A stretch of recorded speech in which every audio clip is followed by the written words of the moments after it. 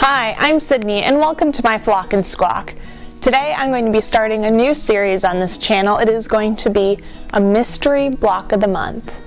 Now first off, before we get into things, how is it a mystery block of the month? So I have a bookshelf in the sewing room. It is 3 shelves that are full of books. I went ahead and I counted how many books are on each shelf. So first we are going to have a random number generator select a number between 1 and 3, which will select our shelf. Then from there I will enter the number of books on each shelf and it'll select our book. I will be counting from the left to the right how many ever until I get to the number that book is on. Finally, I'll enter in the number of pages of that book into the random number generator and we will get our block. So if it does not select a book that is quilting or has blocks for this project, then we'll just go to the next book. And if we land on a page that is an advertisement, for example, there are magazines on the shelf, we will just continue flipping the pages until we find one that is a quilt pattern that we can derive a block from. And with that, let's get into it. So I will just go in, find a random number generator,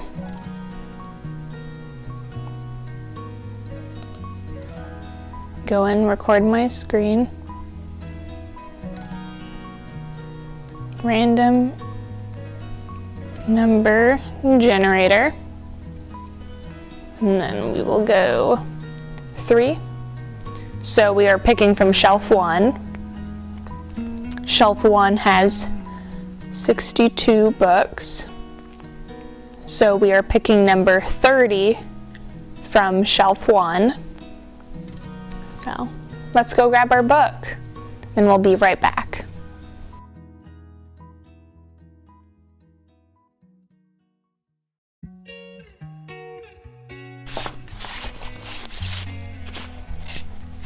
So it appears that we got 4 seasonal tree patterns, McCall's Quilting, Best of American Quilting. This is their November/December 2017. So let's go and see how many pages there are. So I'm back from the shelf and what was selected is a McCall's Quilting magazine. This one is from November/December 2017 and I'm going to look. So it appears to be 96 pages, which is perfect. I'll just enter that into the random number generator. And it looks like we got 79. So let us scroll through, see what page 79 has. 79 has this. And it appears that it is not something I can derive down to one block. So I'm just going to flip forward and see what we can find next. So on the next page it's a table runner, and I don't think that that is something we can derive down to one block. It is a very all-over design, especially when you see it broken down. So I'll just continue. And we have Village Square. Now this was a sew along, it looks like, and this is part 4 of the instructions.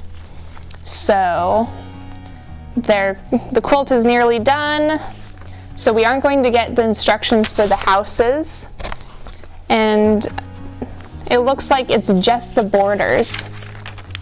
And yes, we can easily turn that border into a block.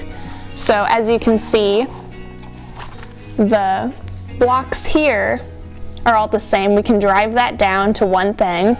It's quite simple, which is fantastic. It's just our first block. And you know, I'll show you how to size this up so we can have a little bit bigger of a block because they're meant to be rather small along the border. So with our block picked, let's go pick our fabric. For this project, I am going to try my best to work exclusively out of my fabric stash. The exception that I'm giving for this is when we finally get to borders, binding, and backing. Let's go pick our fabric.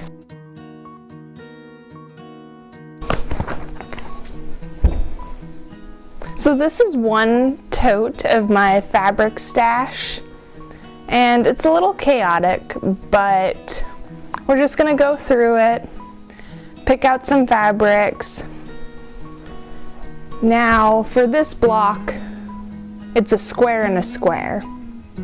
Very simple, so what I think I'm going to go for is a pre-cut. If you don't know, you can buy yardage, which is just long pieces of fabric, or you can buy it pre-cut, meaning that it's cut into like a 10 by 10 square, it's cut into a predetermined amount of yardage, that sort of thing. So I'm just going to go through, you can take a look at some things that have been living in here.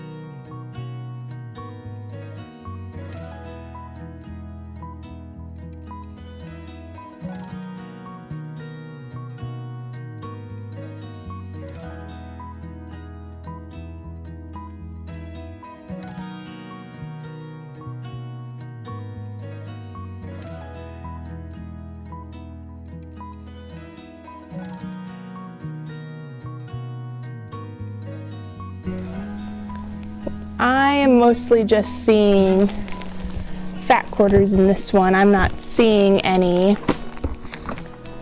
well, other than plain 10-inch squares. So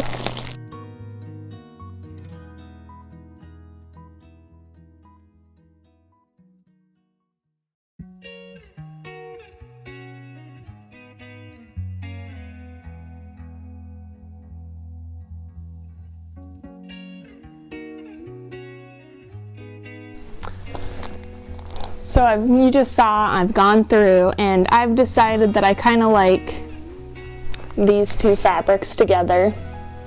They are clearly from the same colors, or clearly from the colors and everything, they are most likely the same designer and line.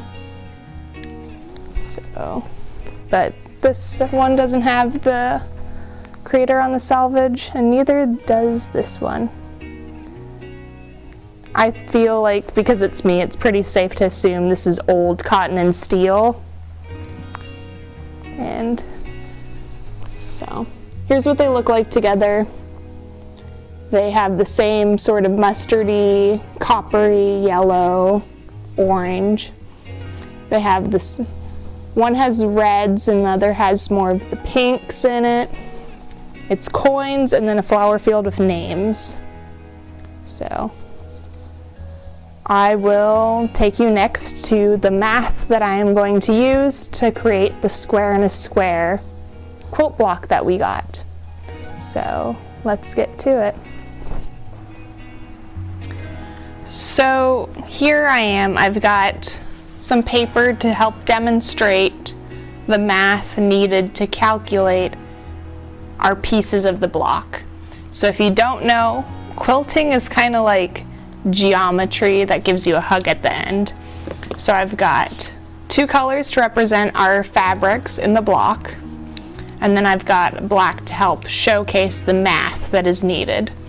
So first off, I'll give us a representation of what our block looks like. I'll go in black. So at the end of it, we've got a square.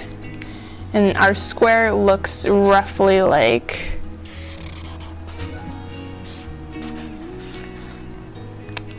so we've got one square floating in the center with triangles at each corner to create an overall square.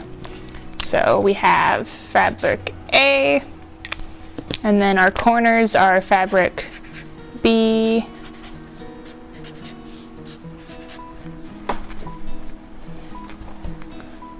So first we got to determine the size of fabric A for the internal square.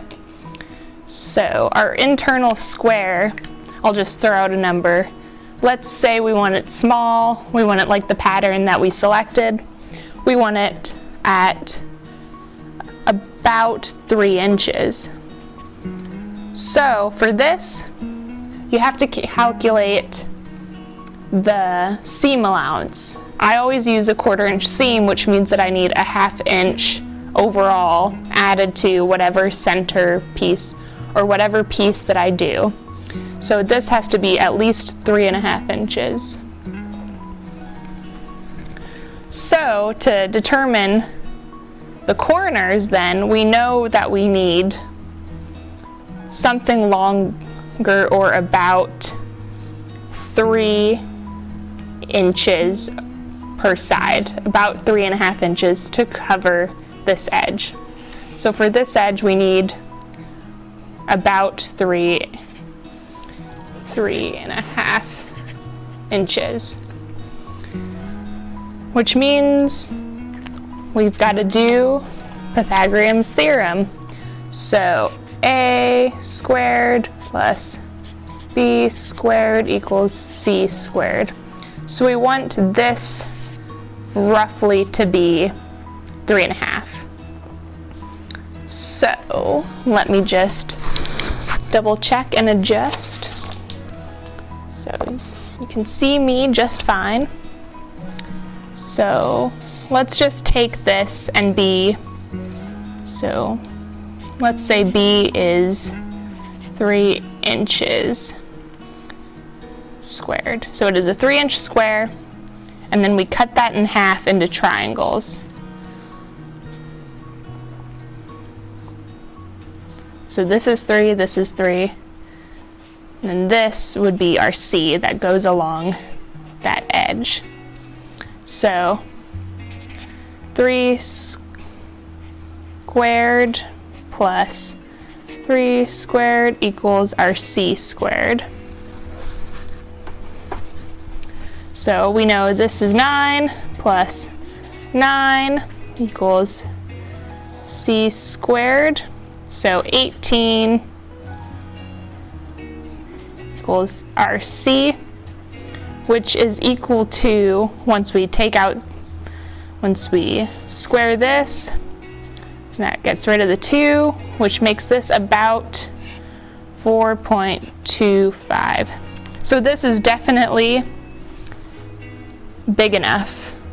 So if we do 3-inch squares, that would be big enough to cover this edge. So taking that, we know that if we have 3.5 inches, we need a 3-inch square. So whatever fabric A is, it needs to be a 1/2 inch larger square compared to fabric B. So if we do, let's just move the camera.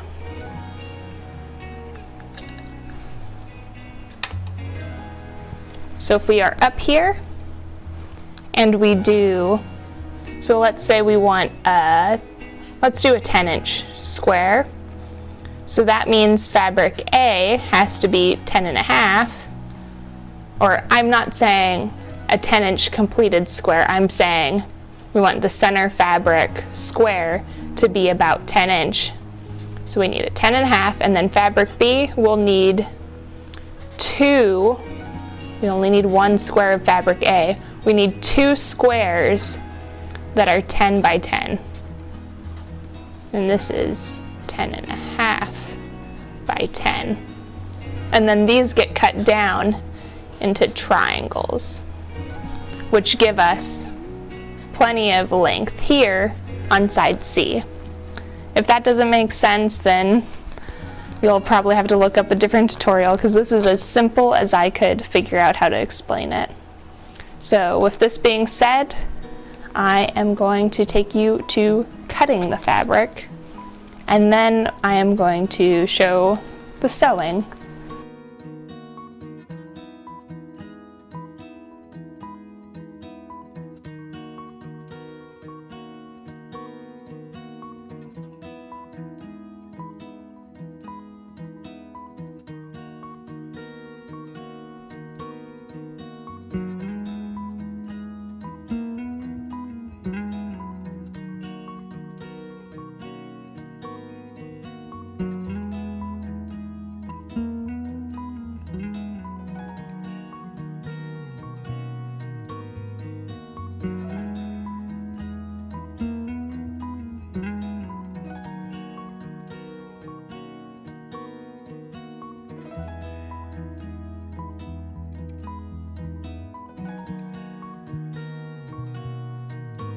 So moving on from the instructions, second camera setup, I'll show you cutting from there, and then the sewing, this camera will be set up so that way we can have an idea of what it looks like. I'll bring it back around. Okay, so let me just get the second camera going.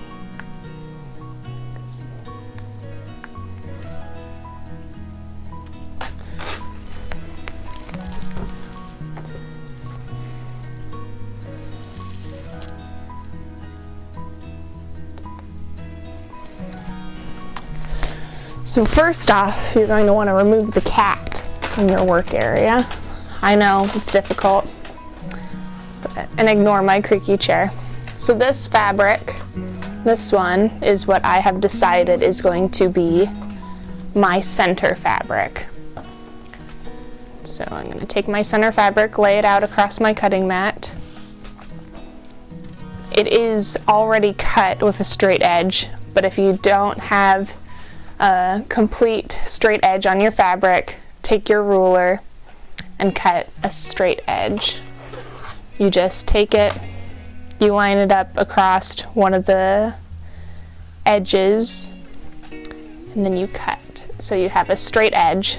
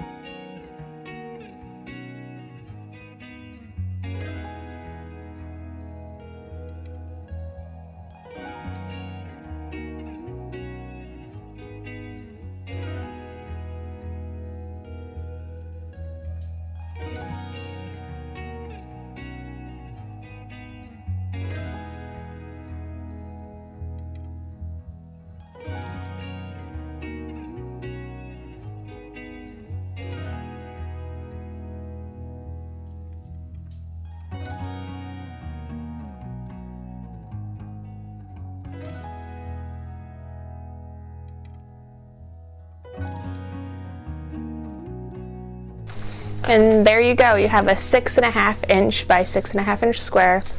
I'll cut filming using the other fabric for the 6 by 6 square.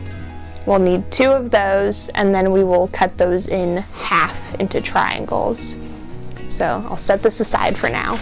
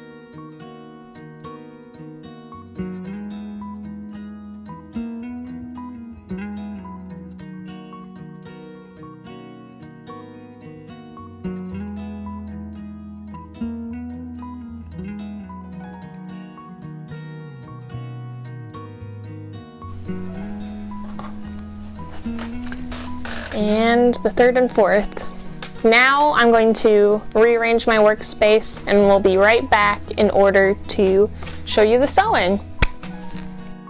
So I've cleared out my space. I've got my center square. and I've got my triangles. So you're going to take your square, you have your edge at the top, fabric is facing you.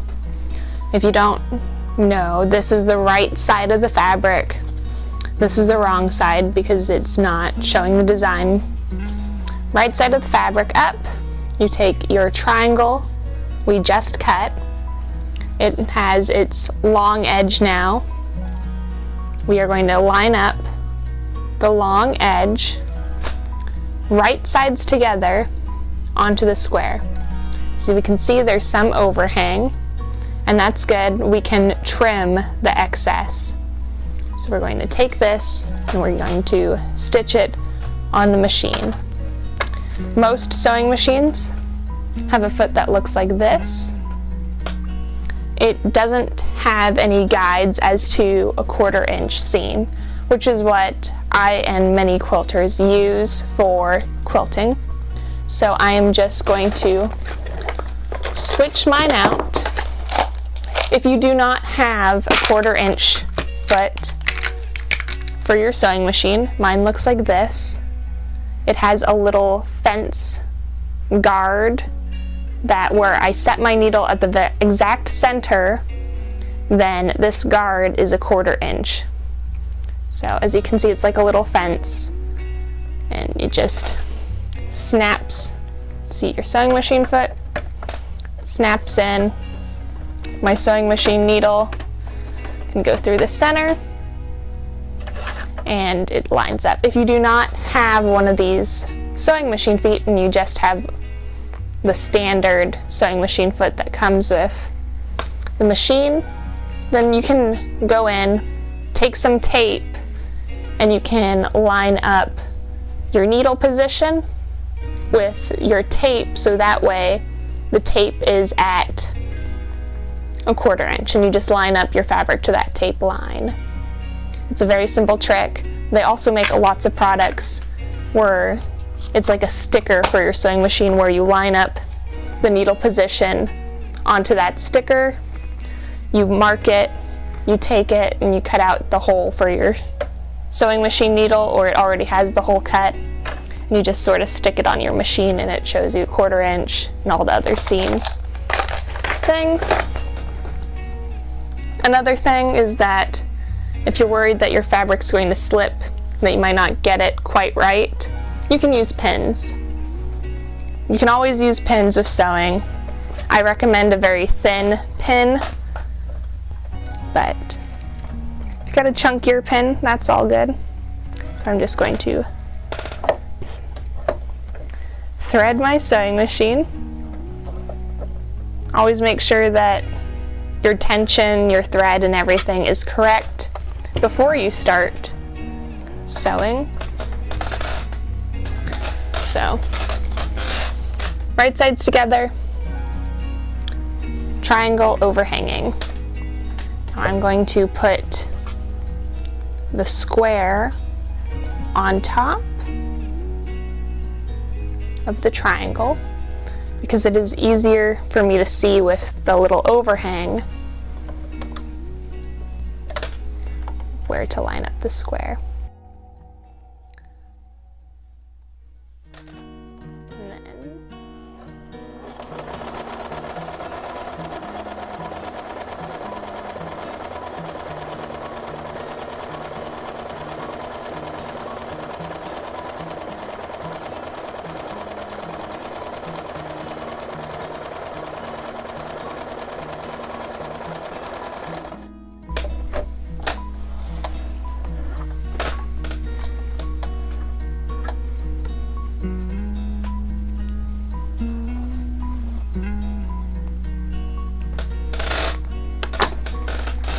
And then we get this. I've got a seam sewn 1/4 inch there, and ta-da!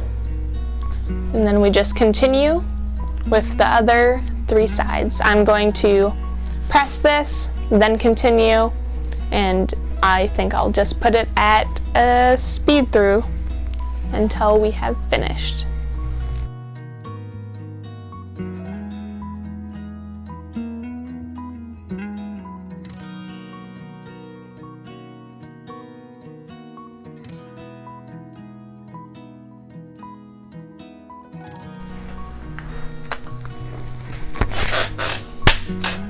And here you have it. So I went ahead, I pressed the seams. I like to press mine open, and then I trimmed the excess I showed in the other camera, and then I also trimmed or squared up this square. So this is going to be block 1 of 12. It is a little dark. Looking at it now, I kind of feel like I needed more contrast, but that's okay. It's block 1 of 1 so far. It is super cute. And so this is block 1 of hopefully 12. I'm planning on doing 1 per month. So I hope you'll join me soon in seeing what random block we get next for our block of the month. Thank you so much for watching. If you would like to check out my progress on this project and others, as well as just general behind the scenes, you can check me out over on my blog, flockandsquawk.com, and over on Instagram at flock_squawk. So, thank you for watching.